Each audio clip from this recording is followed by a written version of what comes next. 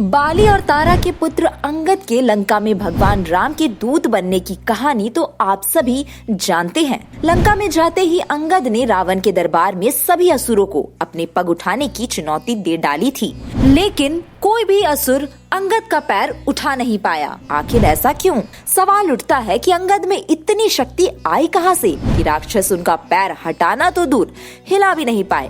कहा जाता है कि अंगद, हनुमान, जामवंत तीनों को ही प्राण विद्या में महारत हासिल थी और इसी विद्या के बल पर उन्होंने अपने शरीर का सारा बल अपने पैर पर डाल दिया था। कई लोगों के मन में जरूर आता होगा कि भगवान राम के साथ हनुमान, जामवंत और नल नील जैसे वीर थे, तो उन्होंने अंगद को ही दूत बनाकर क्यों भेजा? इसके पीछे का रहस्य है कि जब श्री राम रावण के पास अपना दूत भेजने का विचार कर रहे थे, तो सभी ने हनुमान जी को ही दूत बनाकर भेजने की राय रखी थी।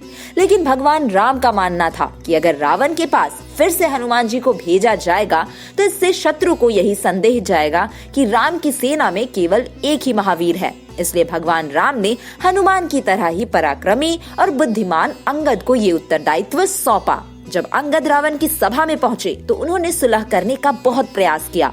अंगद ने रावण को बहुत समझाया। उन्होंने रावण से कहा, मैं इसलिए आया हूँ कि आप दोनों के विचारों में एकता आ जाए। चरित्र की स्थापना करना राजा का कर्तव्य होता है। तुम्हारे राष्ट्र में चरित्रहीनता आ गई है। ऐसे में हे रावण, राजा के राष्ट्र में जब चरित्र नहीं होता तो संस्कृति का विनाश हो जाता है, और जिस देश की संस्कृति का विनाश हो गया हो फिर वहाँ कुछ नहीं बचता।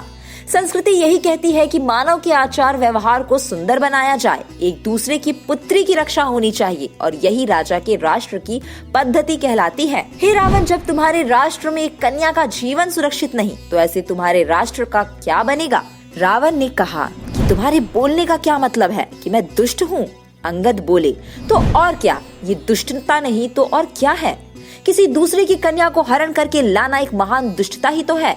राजा होकर तुम परस्त्रीगामी बन गए हो। दूत की ऐसी कड़वी बातें सुनकर रावण से रहा नहीं गया। तभी अंगद ने रावण को अपने पग को उठाने की चुनौती देते हुए कहा कि यदि कोई एक क्षण भी अपने स्थान से मेरा पग दूर कर देगा तो मैं श्री राम को वापस अयोध्या ले जाने के लिए कहूंगा।